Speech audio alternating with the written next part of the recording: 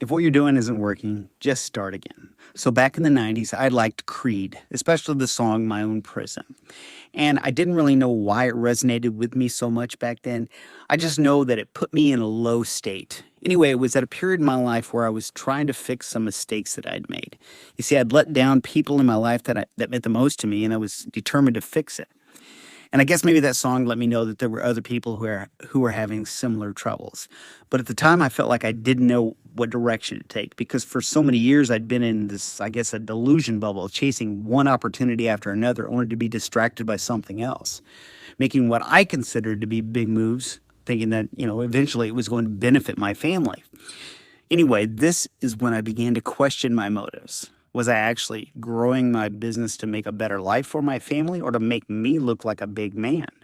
Well, to paraphrase Dave Ramsey, I finally realized I was buying things I didn't need with money I didn't have to impress people who really didn't matter in the long run.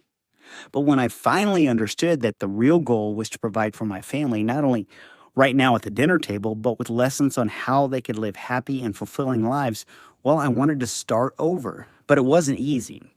And it's strange, but when you get to that type of clarity in your life, all the unnecessary stuff just falls away.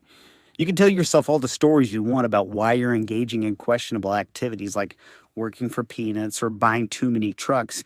And for a time, you tend to believe it. But deep down, you know if your bank account isn't growing. You know how many loans you have out and how much credit card debt you really have. So, my advice to you is simple: take a step back and ask yourself, what are you really working for? Are you building a business or are you building your own prison? Do you want the veneer of success or the prosperity that comes from knowing you're on the right path? Yeah, I know starting over is hard. You've got to accept that some of your choices weren't just misguided, they were just dumb. The good news is, once you know your purpose is providing security, true prosperity, and lasting lessons for the people who matter the most, starting over isn't a defeat, it's a liberation.